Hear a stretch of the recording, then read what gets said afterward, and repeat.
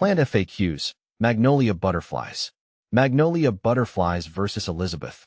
When I compared Magnolia butterflies with Elizabeth, I found that butterflies had a more vibrant and open flower shape, which added a lively touch to my garden, while Elizabeth had a subtler, more refined appearance that complemented the surrounding greenery beautifully. Magnolia butterflies versus yellow bird. Between Magnolia butterflies and yellow bird, butterflies stole the show with its bold, striking blossoms that really stood out, whereas yellow bird offered a more delicate and sunny vibe, making it a charming choice for a cheerful garden corner. When do butterfly magnolias bloom? I've always loved seeing my magnolia butterflies bloom in early spring. The flowers usually start to open up in late March to early April, depending on the weather. It's such a beautiful sight to see those pale yellow petals emerge, almost like delicate butterflies taking flight. Every year, I eagerly await that first bloom, as it signals the true arrival of spring in my garden. How fast does a butterfly magnolia grow? In terms of growth rate, my butterfly magnolia has been relatively slow growing, which is pretty typical for this type of tree. I'd say it adds about a foot each year. It's taken a few years to reach a noticeable height, but the slow and steady growth has made it manageable to care for and prune as it develops. How to plant butterfly magnolia. When I planted my butterfly magnolia, I made sure to choose a spot with well-drained soil and plenty of sunlight.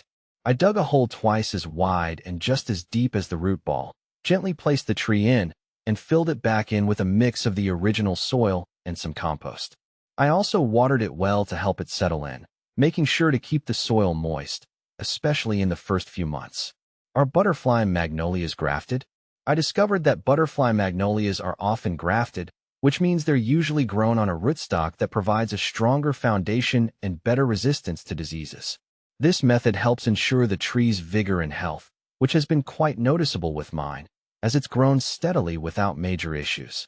How big do butterfly magnolia trees get? My butterfly magnolia has reached about 15 feet in height after several years. These trees typically stay in the range of 15 to 20 feet tall, which makes them a perfect size for a small to medium garden. Their compact size is one of the reasons I chose this variety. It provides stunning blooms without overshadowing the rest of my garden. How do you prune a butterfly magnolia tree?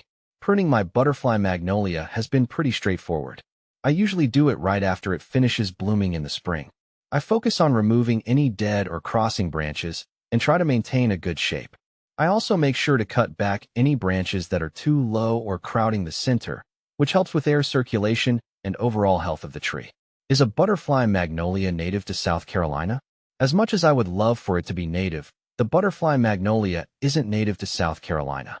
It's actually a hybrid, which means it was developed by crossing different species to create those unique yellow flowers.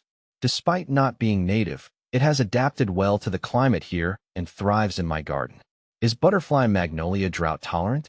I've found that my butterfly magnolia is moderately drought tolerant once it's established. During its first few years, I made sure to keep it well watered, especially during dry spells. Now that it's more mature, it can handle occasional droughts, but I still give it extra water during particularly hot and dry periods to keep it healthy and blooming beautifully.